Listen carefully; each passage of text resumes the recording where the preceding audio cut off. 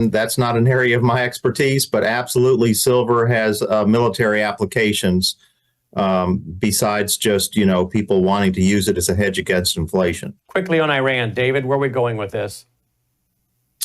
Well, I think, the Ayatollah Khamenei has said that he would be shocked if we came to terms with Iran, given our positions, or a very firm U.S. position that the Iranians have to dismantle their entire nuclear program, get rid of their nuclear centrifuges, and stop enriching.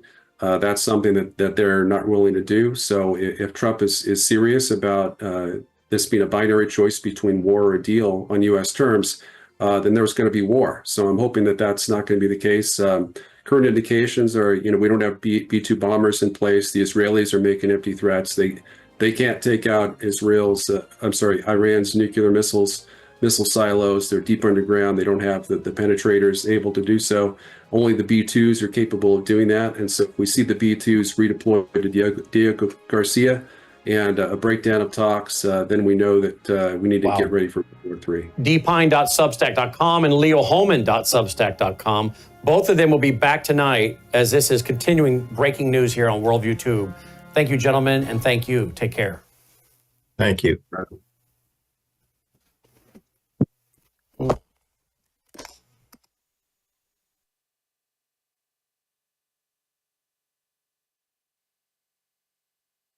You are watching Worldview Tube, built on the 35 years of Worldview books, documentaries, research, high-profile interviews, and the radio and television broadcasts of Brannon House. Colonel Rob Maness has a lifelong record of providing dedicated service to this nation. Having worked his way up from the enlisted ranks to full colonel, he served our country for more than 32 years. He has served as a bomber squadron commander, bomb disposal technician, Joint Chiefs of Staff Operations Officer, assisted the National Security Team with the campaign plan for the global war on terrorism. He authored the first theater nuclear war plan and served as the Vice Commander of America's largest airborne intelligence wing. Colonel Rob Maness is a true American hero.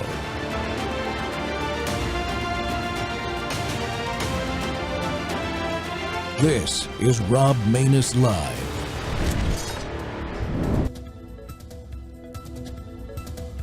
These are just reports coming in at this hour. Ukraine has hit 5 Russian military bases in what could be the most damaging drone strike of the 3-year war.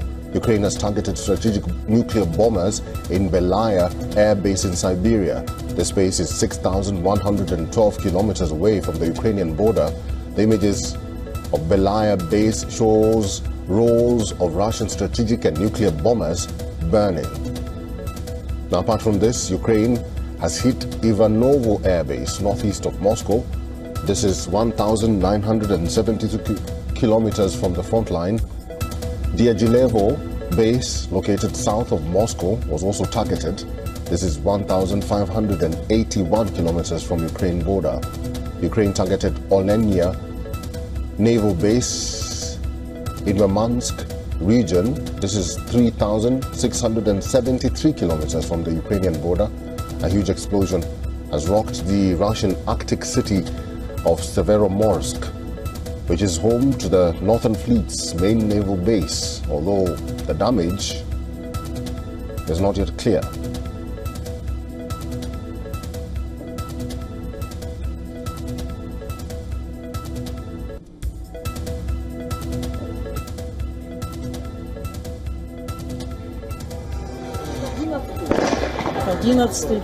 Смотрите, что творится, я не знаю даже, что это сейчас взорвалось.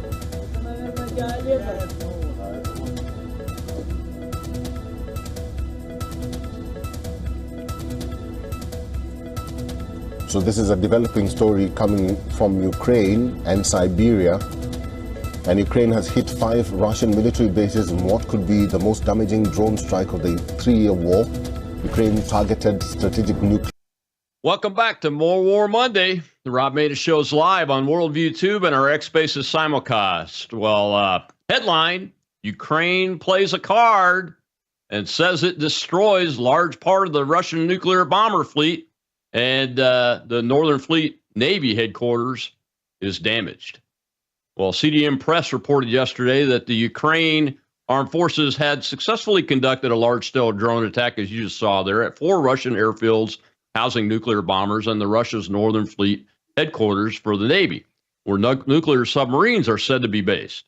Early reports estimated nearly 30% of Russia's nuclear bomber fleet to have been destroyed or damaged, but you have to take that with a grain of salt, folks, because both sides in a war like this are not going to put out the truth, and that reporting should always be questioned close to the time of the event. First reports from a battlefield are almost always wrong. And while this could be a significant blow to Russia's deterrence forces, it's not likely to have much impact on the current battlefield. The larger question is how Russia is going to respond to such losses, which are estimated could cost more than $2 billion so far. Definitely not the $7+ billion that the Ukrainians reported, by the way. And according to the nuclear doctrine the Russians published late last year, they may be entering that realm of operations. The other big question is, will Russia respond against any of Ukraine's allies if they can confirm what type of support was used on their part in these attacks? And finally, the peace talks second meeting convened this morning in Istanbul, where both delegations showed up to be at the table. So that should be interesting to see if there's any forward movement at all, and if it's possible. Well, L. Todd Wood joins us today to discuss these circumstances. He's a former special operations helicopter pilot. He's CEO of CDM Press. He's on a mission to report the truth, as America's free press should be, to protect our way of life. Todd, welcome back to the Rob Maness Show. Man, we got a lot to talk about. Yeah, man. Thanks for having me on. I always love it. One of my favorite shows because I can talk to a fellow military Air Force officer. It's always a treat. I appreciate that. And no, I had no insight that this operation was going to get pulled off by these guys, which really is a significant operation. You got to give it to the Ukrainian guys. This is a significant operation from their perspective. It's highly successful. The impact on the battlefield, as I said in the opening, is questionable. And I don't think it'll have much at all, if anything. But you're a special ops guy. What do you see from your perspective, the significance of this operation using these drones and the way they got them in and the targets they attacked? Well, it was definitely a brilliant operation. I see this in a different light. I see this as Western intelligence services using the Ukraine excuse to attack Russia's nuclear force. And that's disturbing to me because if you pair this with the leak that came out last week, allegedly, of Russian ICBM operations, I mean, that's 2 of the 3 legs of the triad that have been attacked within a week. I don't see this as a Ukraine operation. They have their name on it. It's like a white label, if you will. But my thinking is that we're in a situation because you had a week ago an attempted assassination on Russian President Vladimir Putin, and allegedly, at least for the press, Trump didn't know about it, and he didn't know about this one. What does that tell you? That tells you that the part of the American armed forces are not being led by the leader of the free world, which is very disturbing. Yes, it was a brilliant operation. It took 1.5 years, according to reports. They trained using AI on bomber aircraft ID, which you and I remember from back in the day when we had the book.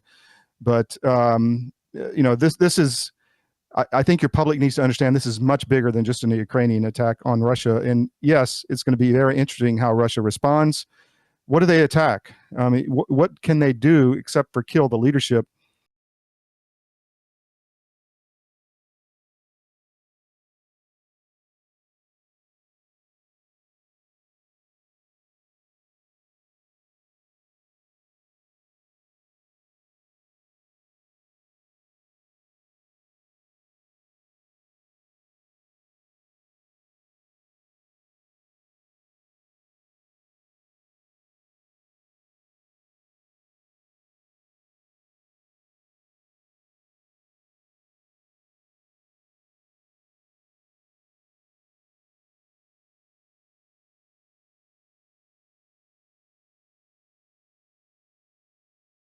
Let it not ever be said that the Allies weren't involved in this. And I'm sure some people are even saying, well, meeting 2 for the peace talks was this morning. It had to be the UK because Prime Minister Boris Johnson derailed the last peace talks in Istanbul in 2022. That's how quickly folks connect things together, man. Yeah, yeah. Well, it uh, could be the UK. It could be the yeah, UK. I Or was it looking could be for the. any. Yeah, Go go ahead. ahead. I'm sorry. I was looking for any valid reporting on. I saw a hit that kind of went by my screen really fast this morning about a nuclear submarine being hit. Have you heard anything about that? Well, there was supposition that the northern base, which you showed a clip of, the Mhm. naval port, was a big base there for submarines. I haven't seen any reporting that's credible that there was a sub hit, Yeah. but this was a brilliant operation, and they used asymmetric warfare. They used drones, which Ukrainians, I'll give them this, are the experts with drones now, and it Mhm. seems to be anyway. And with American and Western help, obviously, they're building these millions of them per year. And I don't know how you defend against this except for some new type of technology, like an EMP that's regional or something. I don't know, to just take out the electronics. There's a clip fascinating because there's a lot of fiber optic cable all over Donbass now, because a lot of these FPV drones, first person view drones, are being, since they were jamming them, they're using fiber optics. So the battlefield is littered with these tiny fiber optic cables everywhere. And now the drones are flying. When they see an opposing force drone, they try to fly into the fiber optic to cut its feed, so it just crashes. There's a lot of interesting videos about this, and the use of shotguns. Every vehicle should have a shotgun on it, any vehicle on the battlefield right now. Oh, absolutely. And the famous Flechette artillery round should make a comeback very quickly in this in every armed force that there is. If you don't have Flechette artillery rounds, you don't have a good drone defense if you're doing kinetic type warfare. The other question I had right out of the gate here is they had to have some really good analysis of the truck transportation system in the entire country of Russia. Is that hard to get? I mean, in America, it's not, I don't think. I don't know the answer to that question. I think there are probably Ukrainian spies all over Russia. I mean, they can blend right in. But again, I think there was a point made. I interviewed Brandon Weichert the other day, who's really one of my favorite geopolitical analysts out of DC, and he said the point that needs to be realized here is they know where Putin is at all times. At least the West does, and the fact that they could target him on a helicopter heading to Kursk was fascinating. And so I think they know, saying the Western intelligence agencies know a lot more about Russia, obviously, than we've been led to believe. Yeah, I can say that that is true from my day in the military. I can't speak to current, but I can put my imagination on it with today's technology. And I wonder if these trucks were already inside the country, or they just came through what looked like regular transportation of what people are saying are these modular cabins that were going to all these different locations. Just as if they were normal. There's a big push on inside Russia to build like tiny housing, like survival housing, because of the threat of nuclear war. So that has been a popular thing. Also, all of their goods are not coming from the West anymore. They're coming from the East and up through Asia, Central Asia. So they're probably very used to trucks coming up through that corridor into, like Yakutia and that area, and then heading over toward Moscow or out east. And one of these was like 6,000 kilometers away. Or miles. So it was it was up in the northeast, near in eastern Siberia. And so I'm sure that they're used to these trucks coming in from China, Mongolia, etc.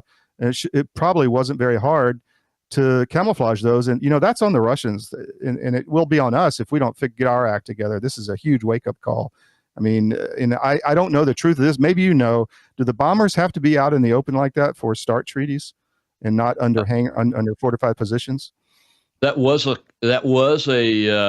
I'm glad you brought that up, because I was going to bring it up. That was a requirement under the New START treaty, but both sides, I think, have dropped the New START treaty. However, let me caveat this for all you naysayers out there that are community noting every post, like even General Flynn's post that talked about it this morning, saying they were out in the open and everything due to the treaty. The United States Air Force followed nuclear weapons treaties on B-1 bombers for years and years, probably more than a decade after it was removed from nuclear capability and reported as required by the treaty. So just because the treaty may not be being followed by the governments, the military people are probably following parts of it still to this day and not even realizing it because the systems are so big and so vast. Yeah.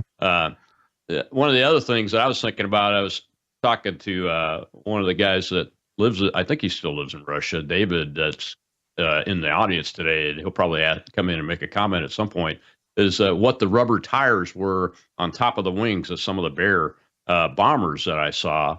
And he mentioned for wind. That's what I suspected that was, because somebody asked me if it was some kind of drone defense thing, and I don't think so. But what the thing that tells me is that those particular aircraft were obviously on long-term parking when you look at the shots of that.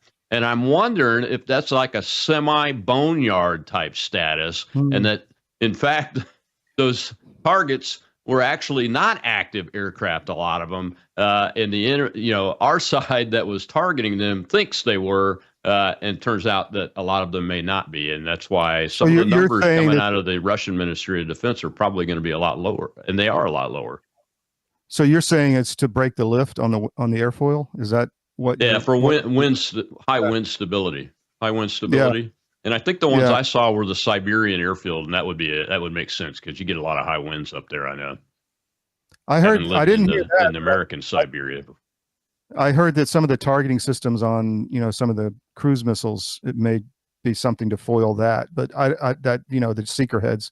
But that's a good explanation actually. Now that I think about it. Yeah, so it just makes you wonder.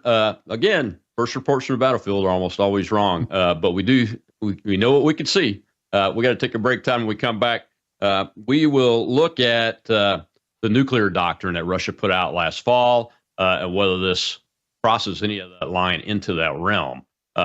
Those of us that are nuclear warfare experts have been always concerned about that issue from the start of this and even before it, and we should be always tracking on that as if we are potentially in a war with a nuclear power, because Russia has the largest nuclear arsenal in the world, and it is maintained. We'll be right back with L. Todd Wood, CEO of CDM Press, about the Russian attack that the Ukrainians pulled off.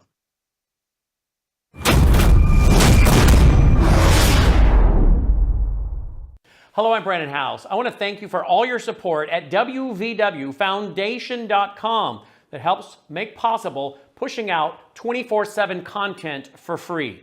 Without your support, we'd have to put it all behind a paywall. But thanks to you and your support through our foundation, we're able to push it out for free as a broadcast service and broadcast ministry of WVW Foundation.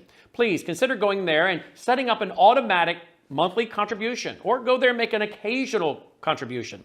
If you prefer to support us through the mail, you'll find our mailing address there at wvwfoundation.com. You can also call and make your contribution over the phone by calling 901-825-0652. That's 901-825-0652. Again, all these details are available at wvwfoundation.com. Thank you for your support as we try to help people around the world understand the times through the lens of a Christian worldview.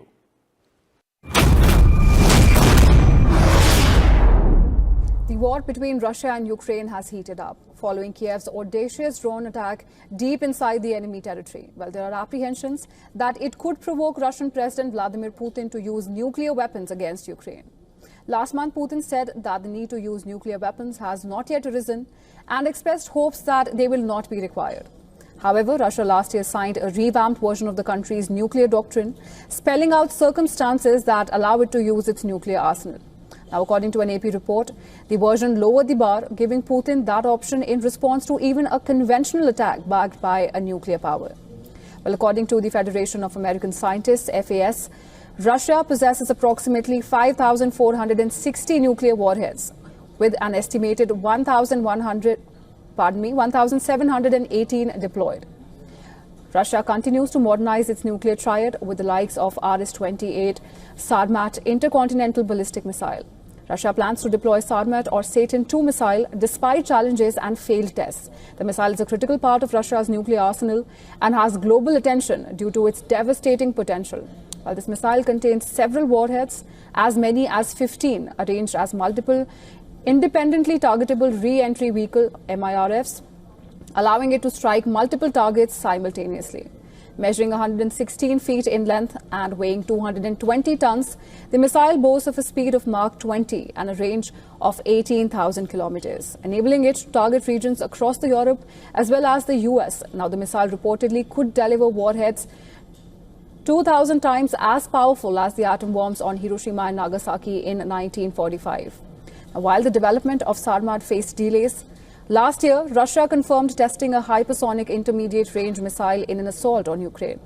The missile, named Oreshnik, is a nuclear-capable weapon. The Pentagon says it's based on the RS-26 Rubez ICBM.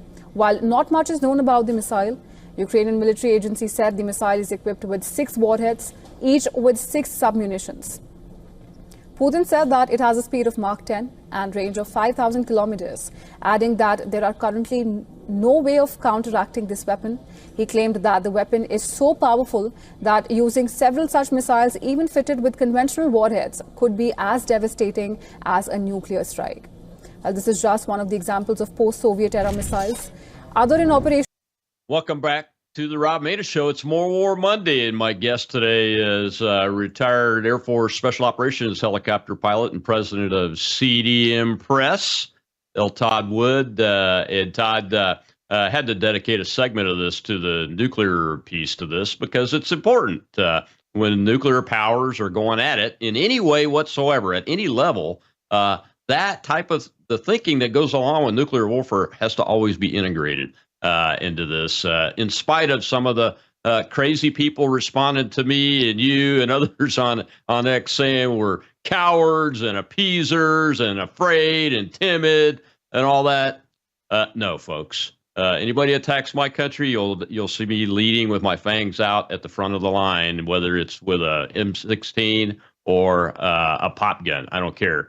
But I'm a smart guy too, at least when it comes to this kind of stuff. And I'm going to force people to think about the strategy and the consequences of first, second, third, and fourth order of these actions. Look, they put that new doctrine out last fall, and as late as a month ago, as you saw in the clip, Todd, that the President Putin said they had not reached that threshold where nuclear operations were being contemplated. But that new doctrine has a piece in it about attacking the nuclear force structure, and if a nuclear power is supporting attacking the nuclear force structure. That had my attention when he said it. It has my attention now. As you mentioned earlier, 2 legs of the triad so far have been attacked. Think about what if China was working with the cartels and did the same thing and sent trucks full of drones into the U.S. to attack our ICBMs and bomber bases. I mean, that's essentially what's going on. And Russia is in a position, unfortunately, of use it or lose it at this point. And that's really disturbing, number one. Number two, I've spent a lot of time in Ukraine, a lot of time in Russia. And I can tell you the people in Russia worry that Putin, that they think he'll use nuclear weapons if he needs to, no doubt about it. And so the combination of those two things is disturbing. And I think Trump just needs to back out of Ukraine altogether. I mean, and just sever the cord, or it's his war, right? If we go forward and he's still funding and arming Ukraine, then it's his war. He said today that he wants Ukraine and Russia to negotiate. Great, but you can't keep having a rogue proxy army, possibly with rogue elements inside our own intelligence services, going up and trying to target the nuclear delivery systems of the biggest nuclear power in the world. That is insanity, unless you want a global war, which I think these people do in some disturbing way. Yeah, I mean, next segment, we'll dedicate that segment to Senator Lindsey Graham and Da Nang Dick Blumenthal and their $800,000 hotel rooms stuff over in Ukraine, but also that they're there. It's it's no surprise to me that this happened, and I saw them in the media 24 hours prior, landing in Ukraine to do their latest visit, right?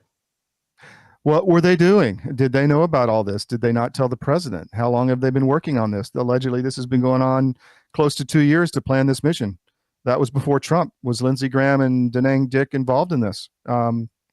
Inquiring minds want to know, because that's a Logan Act issue. It's a sedition issue, in my view. I mean, to start a war without the president's approval, that's not cool. And we can talk about the money laundering stuff whenever you want, if you want to do that now or next segment. But that's a real problem, and this is just one more example of that, in our opinion. Well, going into the doctrine that Russia published last year, I'm pretty concerned because Vladimir Putin is the architect of that doctrine. He's the one that signed. He's the president that signed off on it. It was a shift to integrate modern times and what's happening currently on the battlefield. What do you think their response to this is going to be? Yeah, I know there were some missiles launched last night and some drone attacks that were pretty muscular, but I don't think that's the real response. Well, Putin has been very restrained, but I've been scratching my head. I mean, what is he going to target, right? I mean, yeah, he can target the Ukrainian forces in Donbass. He can target power stations or whatever, but I'm not sure that gains anything. You could see an assassination attempt, a decapitation strike. I'm sure Zelensky's way underground, but I don't know what he's going to do. That's what disturbs me. And the people behind Putin are even worse than him. So it's not a good situation. And Trump just has to, in my view, cut the cord and move on because, where does this go from here? What else is planned? Whether this is not the last one they've been planning, right? If they planned this for 2 years, they've got other ones in the hopper. It's like the Israeli, pager attacks. I mean, what else do they have planned already in the hopper that could go off? So I'm sure Russia's thinking the same way. There's truck alarms going off in Russia. They're worried about trucks like we were worried about, going through the airport detectors 30 years ago, after 9/11 or whatever. So everybody always fights the last war. I try to stay and think about, well, what's coming? I mean, that's what worries me. Yeah, me too. Speaking of the response internally, Commander Salamander account was tweeting out video of truck backups at the borders, at every border coming across, and rightly so. I'd be looking at every single vehicle coming and through. We should be too, right? We should be too. And this is going to shut down. There's knock-on effects because it's going to shut down their economy. And it's going to hurt our economy because we have to start thinking like this. If we don't, we're really wrong.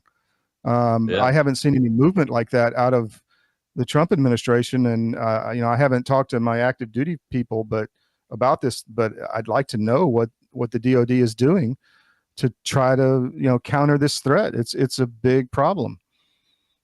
Yeah, I've been covering it for well over a year, ever since we first got the reports of the December 2023 17 nights over Langley is what I call it. 17 nights of 100 drones, unknown origin, unknown owners, flying unchallenged over our F-22 fleet, or the biggest portion of it. Anyway, I mean that, and I've seen nothing.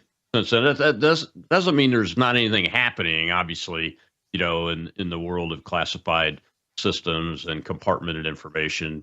I'm sure something's happening, but, there are some relatively quick, keep it simple, stupid, cheap, effective strategies you can take that you don't see happening around. And you would see some visual signs at our bases, wouldn't you?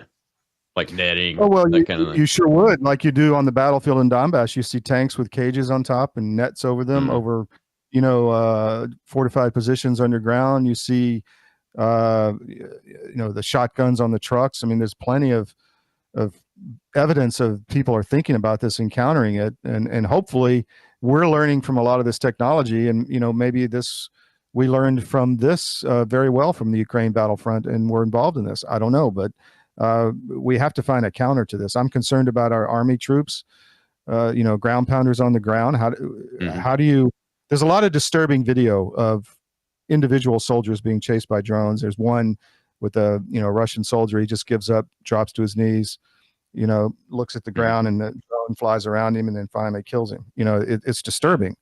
And I don't want that to happen to our guys and girls in the military. And we need to, I hope we're thinking of ways to counter this threat, because it's really, it's almost, it's so new and terrifying that, we have to deal with it. Yeah, we do.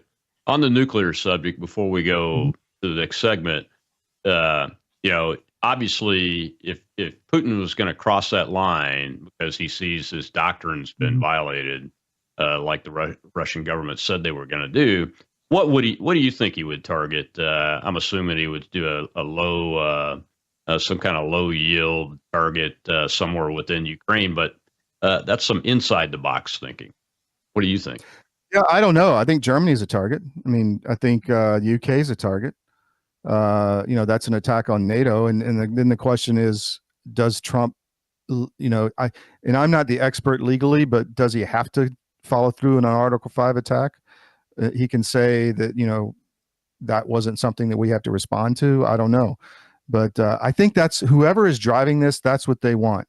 They want a nuclear exchange and kind of the great reset, if you will. And that's a hell of a reset.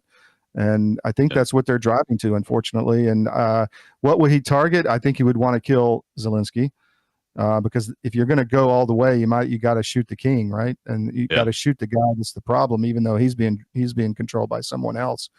But if you get rid of him, then you can maybe have an election or whatever.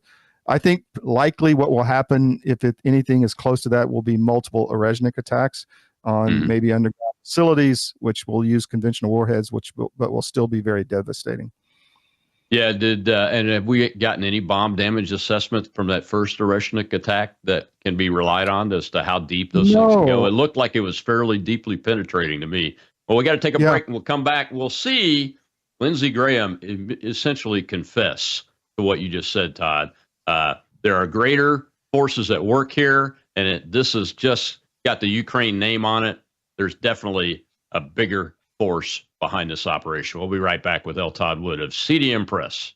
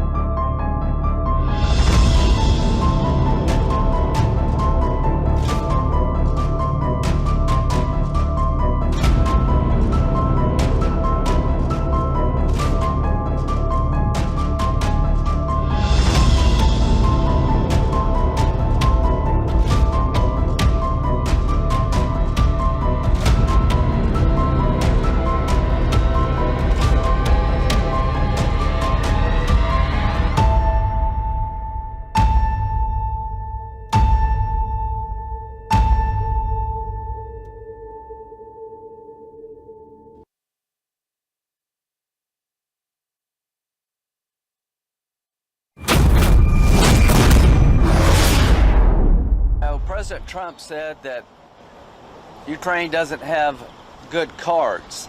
Well, Russia's much bigger and has a lot more people. I get that. But the world has a lot of cards against Russia. And one of those cards that we have is about to be played in the United States Senate. In America, you have more than one person at the card table.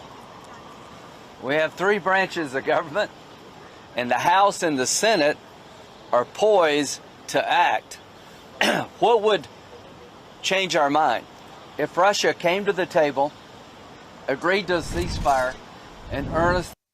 Welcome back to the Rob Maness Show. It's More War Monday, and man, do we have more war for you. I thought we were going to be a step closer to getting a peace agreement in this Russia-Ukraine conflict well sooner than where we're at now. And that's Senator Lindsey Graham essentially confessing that they've had a plan all along, and they're about to pull some triggers in the United States Congress to try to do their own national security policy for the United States of America, which is not in the purview of the U.S. Senate or the U.S. Congress. It's in the purview of the one man elected by all the states and all the people, the only man that has the power to execute the laws of the land, and that includes our foreign policy. And it's pretty pretty darn firm in that. My guest today is L. Todd Wood, CDM Press CEO and former U.S. Air Force Special Ops helicopter pilot. Todd, that is right there the biggest indicator that you're right.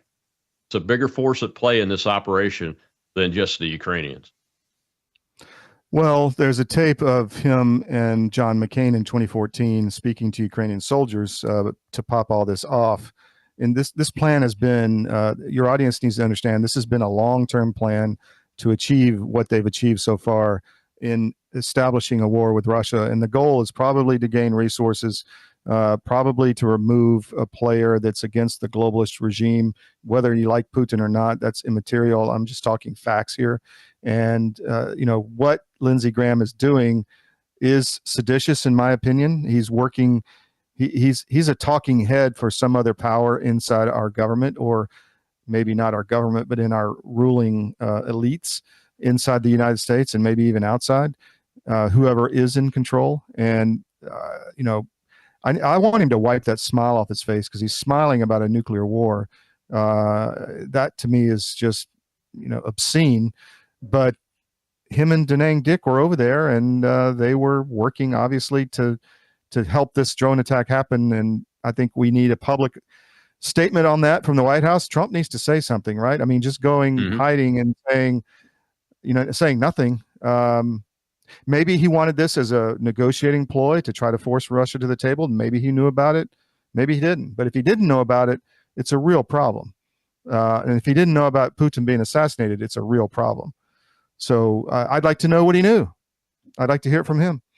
Yeah, it's a real big problem, Todd. If he doesn't know about it, even if he does know about it, and he hasn't come out and said anything about it today to establish the framework around this event before it gets out of hand. As you know, once bullets start flying, war cannot be controlled. And something like this, that's why I wanted to talk about the nuclear doctrine today with a military guy that understands Putin better than a lot of other people and understands Russia and this part of the world. Because once the war box is open, I tweet about it all the time. All bets are off. All bets are off for both sides, no matter if you're the one that opened the box or not, man. Well, we got a question from the live audience. Let's go ahead and take it. Shell's the hostess over there. Go ahead, Shell. We have patience, sir. My question, it's amazing that you played a clip with Lindsey Graham. If we look back, do you think Trump was even aware of what was even going on in Ukraine with General Milley? And then the amount of commentary from Lindsey Graham prior to the election about Ukraine. I don't see Lindsey being an asset in no way or form, as if there's an operation still going on that Trump is unaware of. Is that a possibility? Oh, I think there's definitely things going on that Trump is not aware of. Ukraine was involved in going after Trump. We broke this story, I don't know how many years ago, where you remember the black book that allegedly Manafort did, where he's taking money off the books. I had just interviewed, I was in Kiev, I had just interviewed the Ukrainian National Anti-Corruption Bureau. I forget his name now. Ciernak was the last guy's name. He's a Soros operative. I didn't know it at the time, but that came out like a few days later. And I called Svetlana, who was the person who was, the press woman there. I said, I just met with you. What is this black book you just put out? And she said, oh, we just got that off the internet. Or someone got that off the internet. So, it was all cooked up. And my point is, they went after Trump in Ukraine, and we all know the Vindman call, the impeachment efforts. I think Trump knew about all this and just maybe didn't know the extent of it. And maybe he doesn't know the extent of it now, but he definitely knows that these people are against him and that Europe is working against him. And that's why you're seeing a lot of these comments. You saw the chats with the former nationalist Waltz, his signal chats, which were made public. And I think Vice President Vance was saying, he's really concerned about Europe. I would agree. And I would hope they were much more along than just figuring this out on their signal chats. But there is a group in Ukraine, just like a group in the U.S., a national security establishment that is anti-freedom and pro building some other type of control structure for both countries. Wow, that's that's quite a development there. Now Ukraine, I understand it. I mean, they've canceled elections and blamed it on their constitution and put Orthodox Christians in jail and imprisoned Russian Orthodox Christians and priests and deported them and all kinds of things. But they want an entirely different control structure in the United States. Well, when you look back at 2020 and know what we know today, I could see that. Well, that's why we were deplatformed heavily in 2020, 2021. I mean, we lost everything because of our reporting. And I was in a room, for instance, with a gentleman who was in the prosecutor's office while all this impeachment stuff was going on. And he was showing me stacks of, files in his home where they had taken evidence out because they were afraid it was going to be destroyed against the corruption inside the Ukrainian system. And he's showing me images of how they're laundering the money. The money comes in to the central bank, and then it's sold. I may have talked about this before on your show, but it's sold to a broker dealer that's friendly to the matrix of the bankers, and then they sell a bond. Bonds are priced at par at 100, so they sell the bond at 99.5, and then the broker dealer sells it back to the central bank at full price, and so they pocket that difference, send it offshore, and it was just a circular washing machine going on, and that's still happening. And I think that's what Lindsey Graham was doing with Da Nang Dick. Part of it, all of this. If you look at all of this, it's about to destroy the country. It's about bringing in tyranny, but it's also about getting rich off organized crime. And so I think they were, who knows, $800,000 for 2 nights. I mean, yeah, they had security forces and all that, but that's a lot of money. So who knows? Maybe they had a few $100,000 go here, there, pay a friend, do something. Who knows? But I asked a source in Kiev, and he said, "Yeah, it's money laundering." Straight up, he said that. Oh, the hotel bills? Absolutely. It's got to be money laundering. I mean, yeah. I mean, the whole hotel building would have to be lined with gold inside and out. Yeah. And even then, it's just a room with a bed in it and a bathroom. I mean, come on, man. There's no doubt. Yeah, and in $800,000, you can't buy that many hookers in 2 nights. Yeah. So I don't know what I don't know what the money went to, but it's not good. Maybe produce the next P-tape movie or something. Who knows? I thought I saw a hand in the audience. I was going to take that question. Is it gone, Shell? Sir? Again? Okay, go ahead. Yeah, it's a special occasion. My question is I'm super aware of it being logistics in the Army in the past, but when we changed colors of vehicles, we changed it to the new theater of operation. Has Trump said anything, or we heard anything about the pre-positioned equipment in Poland, and it's all painted dark green? Is that got any relevance in your eyes? I wouldn't know about that. I think most of our older equipment's been used. You can read. Yeah, I'm sorry. You can read. You can look it up. It's in a UN facility. It's 1,500 pieces of equipment, of U.S. equipment, pre-positioned in Poland. Yeah, as somebody that was an enlisted guy in the Cold War, stationed in Europe in a NATO unit, all of our equipment was painted dark green. All U.S. equipment was dark green. There was no like camo pattern and those kind of things. So that doesn't surprise me that we're shifting back to that if we're having vehicles placed permanently or semi-permanently into that. What do you think, Todd, is the card Graham was specifically talking about the U.S. Senate was going to play? Well, there's a lot of talk about sanctions. They could go nuclear to a higher level, I guess, with they're already off the financial grid. Who knows? Maybe they'll target Russian ships at sea, or target other countries that do business with Russia. I really don't have a good insight into that. I don't think it's going to be effective. I think Russia's actually their economy is doing pretty good right now. The ruble is increased in value. Their economy is growing. Of course, it's based off a war footing, and that has to be rationalized and rebalanced at some point. But they're doing pretty darn good as far as the economy is going. The people are united.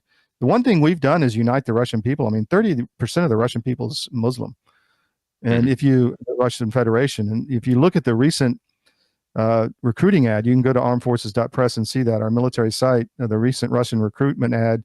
It has different religions getting ready for battle. And it shows Christianity, Orthodox. It shows Muslims in their tanks.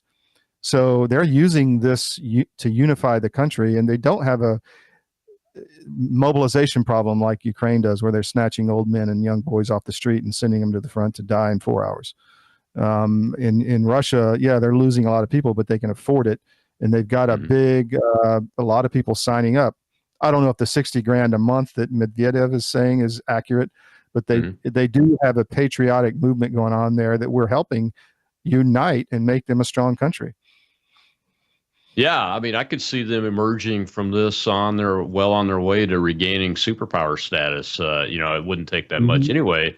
If they're concentrating on building their manufacturing base so it's capable of doing, going off military, off defense manufacturing and into civilian manufacturing easily, then they would be well on their way. Well, we got one more segment left, Todd, and I want to talk about the peace talks. They take two at the table this morning. They actually all showed up, which didn't surprise me, but probably surprised some people. And it'll be interesting to see what your take is on what's going on with that. We'll be right back with L. Todd Wood of CDM Press.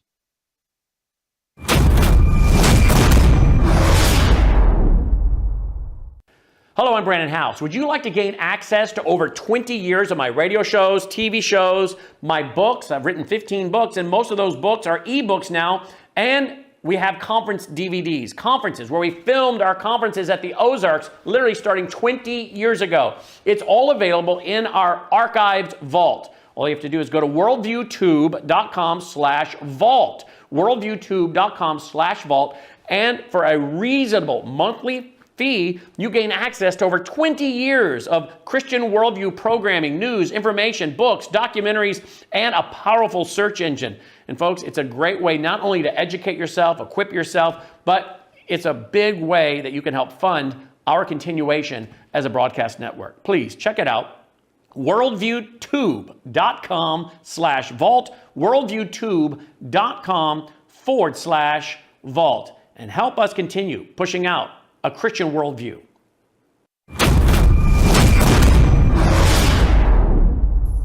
Meanwhile, representatives from Russia and Ukraine are meeting for another round of face-to-face talks. Delegations from both sides arrived in Istanbul on Monday. It's their second round of direct talks in just over 2 weeks. Neither President Zelensky or Putin will be in attendance, but security remains high in Istanbul.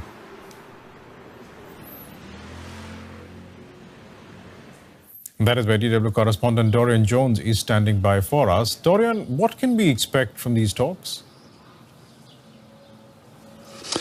Well, I think at the moment the expectations are pretty low. I think there is a relief that these talks are still taking place, given the fact that Ukraine has launched these large drone attacks on Russian bases just 24 hours before the talks are due to take place. And before that, Moscow had been bombarding Ukrainian cities, inflicting large numbers of casualties. So given the fact that the military escalation continues, the fact that these talks are going ahead is seen as positive. It's seen, I think, a recognition that both sides don't want to appear weak ahead of these talks. And I think there's also possibly the influence of the United States.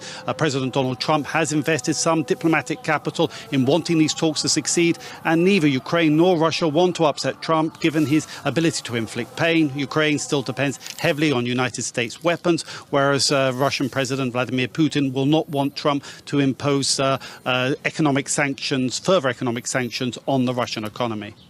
It sounds like talks for the sake of talks. I think that there is a recognition that that this is going to be a protracted process. What we're seeing here is basically getting both sides to outline what they expect in memorandums. Now, according to the Reuters news agency, they have got access to Ukraine's memorandum. Ukraine, among its demands, is that it is insisting that it will have a large military force. It will be able to join NATO and possibly the EU. And it's also calling for reparations as such. Now, we don't know what the Russians' demands are. The Ukrainian delegation speaking ahead of the talk said they're still waiting to hear what the Russian memorandum is. Now, when you get those two memorandums together, idea is that you start to look for some potential common ground. But no one's expecting any major breakthrough at the moment. It's more outlining what both sides want and then looking forward to another meeting to take this process slowly forward. I think the recognition is that any major breakthrough will only happen when you have the leaders of Ukraine and Russia and possibly the United States at the high table where a deal will be hammered out. Welcome back to the Rob Maness Show. It's More War Monday, but we have to dedicate each one of these Monday shows to a little bit of talk about peace, and this is the most important area. I mean, it's killing the most people, is this war between Ukraine and Russia right now. So I wanted to chat about this with our guest, L. Todd Wood, the president and CEO of CDM Press. Todd, do you think a lot of people are saying that this attack by Ukraine over yesterday with the drones was meant to, some are saying it was meant to derail the peace talk. Do you agree with that? I don't think Ukraine wants peace. I think I've said it many times. Zelensky's working for somebody else, and peace is not the agenda. I think that at the very least, it was to come into the talks with a much stronger psychological profile. That they achieved that. Russia is on its back feet. But people need to realize that, with the Vietnam War and other long conflicts, it took years to come to a peace agreement. And we bombed Hanoi during the peace agreement, if I remember correctly. And so, or the negotiations to try Several to get to the final position. So, kind of have a come to Jesus with the enemy, and the maximalist demands that are coming out of Moscow are just that. They want the 4 territories in the east. They want a neutral country. They want elections. They want Russian speakers to be not persecuted. There's a long list you can find on the internet on what they're demanding. Of course, Ukraine is saying that's not going to fly. But I think there's the fact that they're meeting and didn't, scream at each other and walk out for nothing. That's positive. It just needs to keep going. And as you said, or your orator said there, you find ways to make small progress. They're going to have a massive troop or a prisoner of war exchange. They're going to have a dead body exchange. They're talking about children coming back to their parents. And it's funny that Zelensky was saying, we want the kids back. And I think Medinsky was the negotiator for the Russian side. And he said, stop kowtowing to the old ladies in Europe with no children. So, I mean, that's kind of, the ones that didn't have kids, and they're in Ursula von der Leyen and that crowd. I don't know if she has kids or not, but I found that humorous. But look, I mean, it's going to take some time, and I think Trump holds the cards, and he needs to apply them, because I think he's well aware this could go much further, and hopefully behind the scenes there's stuff going on that we don't see. But we just need to end it, and Trump needs to take the political pain to end this for everybody's sake. Because just before we came on, I saw an early report of Medinsky issuing the memorandum. There was a lot of media hubbub about complaining and whining from the corporate media about Russia hasn't issued their memorandum, and we've had Ukrainians for some time now saying that was the stopping point. But the early reporting was that they did give their memorandum, and I saw where he was talking about the kids. And one of the things about the missing children, and I've suspected this all along, but it's good to see an actual formal Russian leader talk about it now, is that some of these kids were evacuated from war zones because they needed to be evacuated to save their lives. And the Russians, Medinsky said, he told the media, he said, look, we have continuously asked for lists of these children because these children were not kidnapped. They were evacuated for the most part and sent out of the war zone to save their lives. And if they have family, we return them to them. And if we don't have family for them, we've got them safe and everything. And the only list and they finally gave a list from Ukraine, it only had 339 names. Now you go back and look at the reporting, you're talking, I mean, some are putting this like in a million number of children that have been kidnapped and absconded with into Russia before. And so I was glad to see Medinsky talk about that and to see that this memorandum's now been issued by both sides. Do you think, Steve Witkoff's talking primarily with the Russians and retired Lieutenant General Keith Kellogg is talking primarily to the Ukrainians. The way I understand how the U.S. side of this process is working, Kellogg has always had a decidedly different view than the president, hasn't he, on this peace effort? Yeah, he has, and he's that's the Russians said they don't want to deal with him because he's too pro-Ukraine. He's not unbiased, and I think that's right. I mean, he's one of the ones like Petraeus, who's out there saying Ukraine can win. It's the blob narrative mouthpieces. The other one is Hodges, the ex-European commander, is another one out there saying that Ukraine can win. I mean, it just have to keep fighting. No, the war needs to end. Nobody's winning right now. There's a peace treaty to be had. I mean, these four Eastern territories, find a line and call it quits, right? Yeah. And they were the primarily Russian ethnic speaking territories. Two of them, I think, voted to withdraw from Ukraine and be independent, and later picked up by Russia and everything anyway. And that's why Russia was in it, helping that area in the first place, and why they invaded was to protect those people, from the way I understand it. In amongst the strategic view that Ukraine is their protection for their near abroad, is what they always called the near abroad, even before the Soviet Union. Well, we got some questions in the audience. Let's go ahead and take those before we get to the end of the show. Go ahead, Show. We have Lonnie Wilker.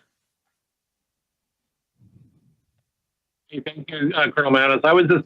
It's interesting listening to the, can you guys hear me okay? Yeah. It was interesting. I thought that Ukraine did the attack when they did. I think it gives a really strong hand for them coming into these top day, because they can show right now that they can reach anywhere in Russia without a problem. And that should give, I think it should give pause to the Russian military to think about next steps. And I'm curious what your thoughts are on that. And then also the second question I had was on the type of weapon to combat these drones. And I'm a huge fan of the Mark 19. Maybe that's because I had used that in the Marine Corps, but I think a certain type of ordnance designed for that would be pretty effective, at least in the shorter range stuff. What do you guys think about that? As for the first question on Ukraine striking anywhere in Russia, I will tell you this is not Ukraine striking anywhere in Russia. This is Ukrainian maybe pulling the trigger and driving the trucks, but I guarantee you this was built on some other capability besides just indigenous Ukrainian capability, intelligence, where the aircraft were, what bases, what type of aircraft they needed to ID, where they were parked. All of that didn't come from Ukraine. It came from, somewhere else. And I think this is a proxy war. And I think you have people inside the US government and the UK government fighting a war against Russia with a proxy army. I don't think there's any doubt about that. So you need to think about the ramifications of that, because, the enemy gets to shoot back, and they could shoot back here, or we could get dragged into a nuclear conflict or a bigger conventional war in Europe. And we don't want that. So, and then on the different, drone protection, I'm not familiar. I'm not an Army guy on the ground, but as far as artillery rounds, but I would bet that there has to be a simple fix to this. I like the EMP idea. I mean, if you can flick a switch and have a short range like power surge and take out any electronics, as long as yours are hardened on your side, then that, would do it, in my opinion. Kind of like the movie. What was the movie? Ocean's 11, where they flicked an EMP and turned off the armor safe protection or whatever it was. Absolutely. I like it even simpler than the netting idea, especially for large aircraft ramps and those kind of things, where you can't just go out and build a hangar overnight. Well, you can, but they're either inflatable or canvas, and you still got to have something to stop the drones in case they can blow holes in that. So, I just think you should keep it simple and in a place where you can use kinetics. Use something like flechette rounds, CWIS with flechettes, shotguns. All of those are effective, especially your security forces with shotguns, people. Shotguns. It's not hard to do. I can't take the last question, so I apologize for that because I got to give Todd a chance to talk about what CDM Press is up to, what they're looking for in other ARs real quick, and tell people how to find them. Go ahead, Todd. Well, thank you. Our network is cdm.press. We are a global wire service, global news without the globalist spin. We have reporters all over the world. We are up 24/7, putting out not every story because we're not big enough to do that yet, but we put out what you need to know. We have 7 newspapers in the U.S. We have a military channel, Hispanic channel, the Balkans, Middle East, Eastern Europe. We started in Eastern Europe. We have a big expertise there. And, look, I mean, if you want, just put us in your daily scan, cdm.press. We're working on all kind of things. We're breaking news all the time. The elections in the U.S., still on the vaccine stuff. We have a big video effort. My show is 10 to 12, Monday through Friday, the Skiff, which is an intelligence briefing. And that's Eastern time. We put out a lot of military shows. We have a Colorado show. We have a Georgia show, which is very impactful politically. So look, I mean, we are building a new network where you can get real quality information that helps you. We're not going to talk about the latest destruction that Carolyn Levitt did to a reporter in the newsroom because we don't have the bandwidth, but we're bringing you what you need to know. Absolutely. Well, thanks, my friend. I appreciate it. Until next time, that's L. Todd Wood, CDM Press CEO and American veteran here in Veterans Month. Tomorrow, retired FBI agent Chris Hinkle from right here in Mississippi. We're talking Comey's assassination threat. We're going to talk the terrorist attack in Colorado, among many other things. And, of course, what's going on with Patel and Bongino and the FBI itself and what we can tell so far. We'll see you then. It'll be Training Tuesday.